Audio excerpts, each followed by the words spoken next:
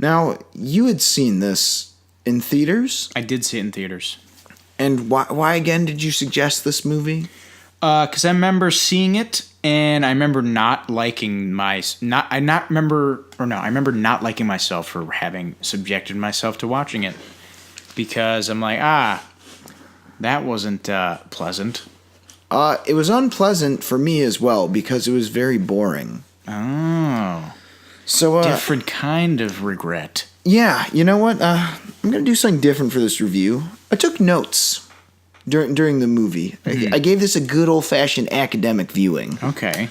Well, some of these were notes I wrote afterwards, but I paused frequently. As the movie was boring, I needed several breaks. So, first, Sinister, we want to do full spoilers. Sure. All right, so if you haven't seen Sinister, too bad, so sad. We're going full spoilers. So, yes. Firstly, I wrote hell of an intro. So, the thing that bugged me, that was misleading. What's that? Well, I was like, oh, so this movie's going to be like that, huh? Yeah. I thought that was pretty intense. And I'm like, so I'm not Definitely saying... sets the tone. Yeah, it sets the tone. Because I will say this movie doesn't do a lot right in my eyes. But I'll give credit where it's due. And that footage at the beginning was creepy. I'm like, wow. Yeah. It's just like all four of them just hung dead. It's like, that was interesting. And it's the Super 8 footage. And you're saying that freaked you out a lot, right? We'll get to that. Oh. Because there's some other ones too. But I have general notes about the All Super 8 films overall. All right. So we're just going to go down the list, right? Yes. Okay. So then I wrote Ethan Hawke wearing an old lady sweater. Yeah. He was. It's called a cardigan? No, I don't give a shit. That's an old lady sweater. And I also wrote, Ethan Hawke's character is a selfish ass face. Oh, yeah. Now, I write that because I'm all for, like, if you want to do your career a certain way, that's fine. But if you have a family that you're making tag along with you on all this stuff, there's certain things you just either can't or shouldn't be doing for the better of your family. Right. So it pisses me off about Ethan Hawke's character and makes him unsympathetic from the beginning. And not like, oh, he's an interesting asshole, like a gangster movie or like Always Sunny. He's just a dick. Is the thing where the girl is like, why don't you write this kind, or like, why can't we go back home? He's like, because I need to live here to write about this true crime thing. Right. All right, so let's just quickly give people the overview while we're at it. So Ethan Hawke's character moves to this house where there was a horrific crime where a family was hung from a tree. Hung from the neck till dead. Yes. As it were. And he is a true crime writer, and he hasn't had a big hit true crime book in, like, they say, like 10 years or whatever. So he moves his family into this house. Unbeknownst to them, they think they're just living in the town. Yeah. But they're indeed moving into the exact home in which the crimes took place, or rather the backyard in which the crime took place. Right. And we'll get to it, that particular... what's the semantics of that phrasing a little bit later. Yes. But so that's why I hated Ethan Hawke's characters. It's like he's dragged his family out here, didn't tell them. First of all, it's like his wife doesn't know how to fucking look up like Zillow. Yeah. Because like that was the one thing that struck me. I thought, oh, is this taking place in the 70s or something? Yeah. And then I see the iPhone. I'm like, okay, so they're just making the wife an idiot. Or like all of his kids, and his kids are dumb too. Also, yeah, Trevor, get a fucking haircut. Like, what was up with that? His kid, the fucking the guy or the boy. Yeah, a Doris Day looking hair. Reminded me of the Insidious hair. The one kid from Insidious. I don't know. It's just like, come on, man. No, I guess I'm just sounding like old man yelling at a cloud. All right, so moving on. So we are introduced to this guy who's a piece of shit. The wife who you sort of sympathize with, probably more than any of the others, and the dumb little kids. And immediately I thought, I don't know if I. Okay, so that was all I wrote for stuff that was in real time. But I thought to myself, I was like, I bet you that little girl is like gonna be like the killer or something stupid like that. Lo and behold, we'll get to that later. Yes. Okay, so then moving down the list. Main couple has shitty relationship. Within 20 minutes of the movie, there's that one part where it's like, she basically like threatens divorce. Yeah, pretty which much. I thought was really awkward. Mm-hmm. It's like, remember, if you fuck up this book again, I'm skedaddling. It's like, that's fair, right? I'm like, oh, if you're this, this is like, if they hate each other this much, like, why are they still together? Yeah. I don't know. I wasn't feeling that.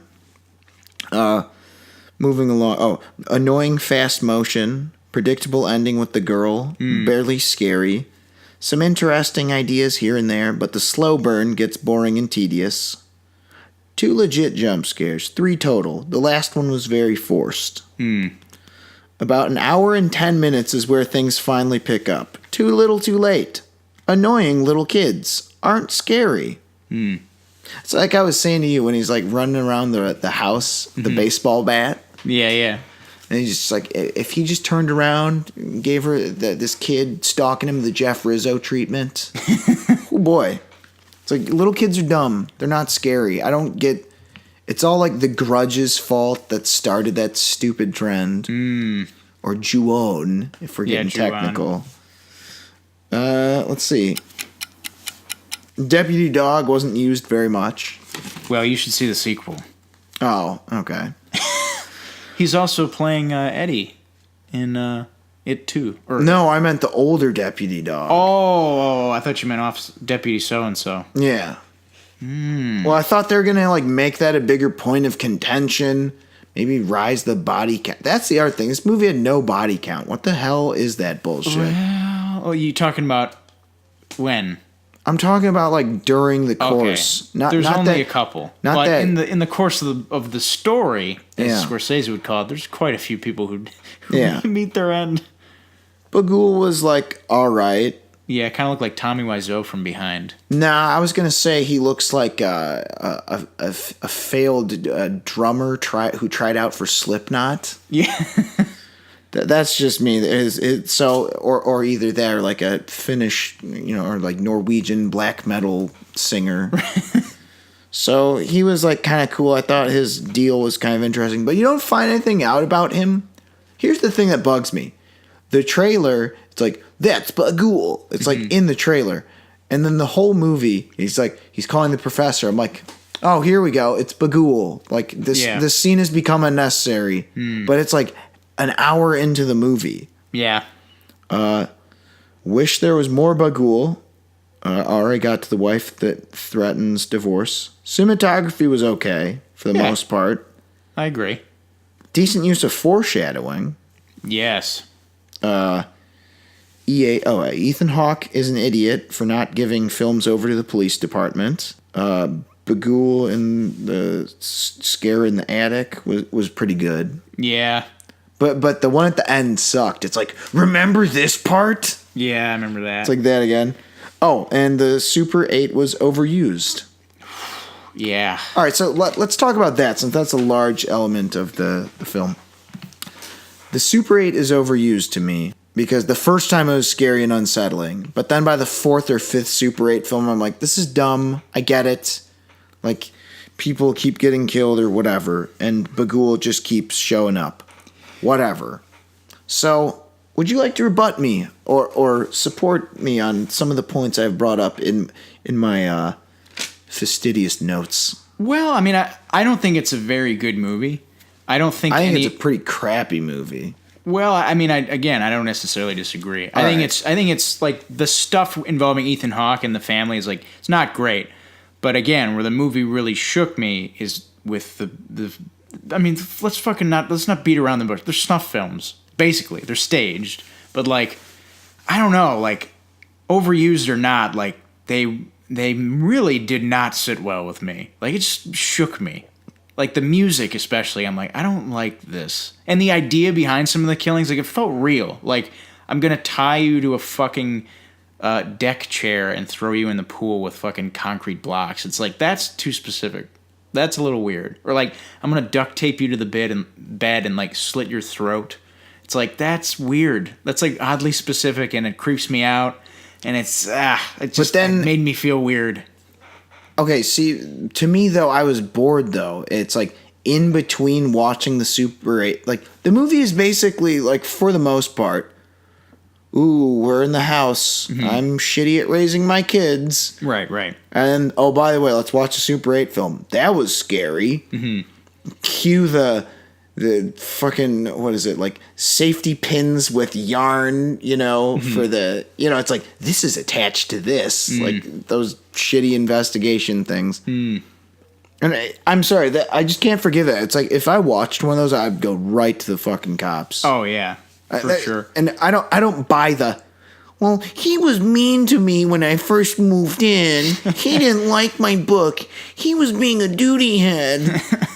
Like, Right. To me, that was like a 9-year-old's logic. Yeah, I get that. Especially, like, because the one dude is nice and is a fan of his books. Oh, the James Ransone character. Yeah. Soon to be Eddie. Soon to be and Eddie. It. Mm-hmm. Yeah. Yeah. Honestly, that is the only credence I really give the movie, especially on second viewing. It's like, I just don't.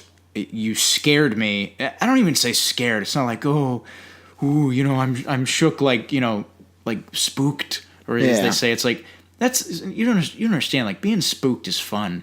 It's like, I don't like watching this. I don't like watching a child murder their family. It's like 4 times with a lawnmower once. Except like, for me, I'm like, this I don't wouldn't like happen. that. This wouldn't happen. Yeah, but it's Like if weird. there's like an army of 9-year-olds, I'm pretty sure Ethan Hawke he'd just beat the shit out of them. Oh yeah, I mean it's not perfect. And I called that too, though. I was like, I bet the little girl did it or something dumb, because all these stupid horror movies now, it's like, ooh, blah, blah, blah, black and white, flickery light. The little kid did it. And lo and behold, I was exactly right. Not like, I didn't figure out like the whole mystery element of it. Like, that's why the kid. That was the other thing, is like, I realized how little I cared about the plot about halfway through. Because by the time the ending rolled around, I'm like, what? Oh, he's like, that's why all the kids were missing. It's because they were the killers. I'm like, what? The kids were missing? Oh yeah. I'm like, oh yeah. I guess that was a thing. They go off to Babylon with Bagul land into Bagul land. Yeah, and that's the other thing. It's like, Bagul is like creepier than the kids. Oh yeah, for sure. And I don't feel like they really explain the rules. And like, he has that one phone call where he tries to get an explanation. It's like, oh yeah, Bagul, they believed he had a portal to like something. It's like, but what if I like destroyed the portal, brah? It's like, I don't know. Like, I guess the writers didn't really think that far. Yeah. I also hate the ending, because it just feels like a big middle finger to the audience. Just like, haha, fuck you, shitty ending. And I'm like, oh, great. I kind of liked it, though, a little bit, and here's why. And it's all because of a negative reason. What's that? So, you know how when I watch a movie and I'm like, God, I hate all the characters, and there's that little part of you that's just like, man, what if they all died at the end? It's like this, it's like, you know what? At least you gave me that. I hated Ethan, whatever the fuck his name, Ethan Hawke? Ethan Hawke, yeah. Sorry, he's just, whatever. Ethan Hawke and his family suck, and I'm like, they can all eat shit. And then they did. See, that was like the straw that broke the camel's back for me, or I'm like, oh man, now I don't want to ever watch this again, but I did end up watching it again. Yeah, I mean, This. to me, it was just such a chore, though, because unlike other horror movies, now I get that the scenes of regularity, if you will, or like normalcy, you have to use the elements. Like, there has to be elements to chew on in between. Right. In this, there was none. It was just boring investigative work, like his like woes with his family, and oh, surprise, surprise, he's an alcoholic. Yeah. And there's nothing there. Yeah, it's there's nothing there where, because you're like, get to the fucking like Bagul guy, or like get to the Super 8, get to the like. There wasn't enough there. Also, it's like what kind of shitty modern horror movie is this? Like, the one thing that you guys like, or modern horror movies, it's like, at least have some jump scares or something. I want to say something real quick about jump scares. Mm-hmm. Everyone can fuck off this like movement against them. Mm-hmm. It's just like a fight scene. It has to be warranted. It has to be justified and set up well. If it's set up well, then go for it. Right. It's just the one at the end of this was so fucking bad. Felt like a gotcha. That's the whole ending. Felt like gotcha. Yeah, and then it's like, oh look, they're back in the attic. Gotcha, Bagul jump scare. Like Right. that one was shitty, but like the one that I thought was good was the first time he does that. What is that?